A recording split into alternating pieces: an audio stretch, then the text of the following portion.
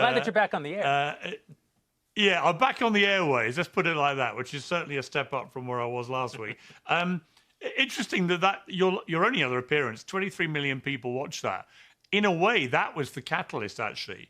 That show, because of the response on YouTube, for me to reach the conclusion you had reached many years before, obviously, with the Daily Wire, that the future is not conventional linear television, mainstream media, but that actually through the medium of places like YouTube, that is where young people in particular are going in bigger and bigger numbers. So thank you for being part of that catalyst. You were at the Daily Wire, I think how long in the end? For 11 years? Just 10 years, yeah. 10 we years. founded the company in Southern California, actually in my pool house. Right. So I was going to ask you, because you managed to build a business, $1 billion business. And I've watched it with great admiration from afar. I've had lots of people from the Daily Wire come and go on Uncensored, obviously, including some who've left you, like Candice, and we'll come to that.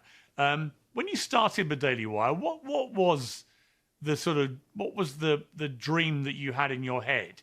Has it manifested how you hoped in your wildest dreams, or in the end did it become something perhaps you preferred it not to have become?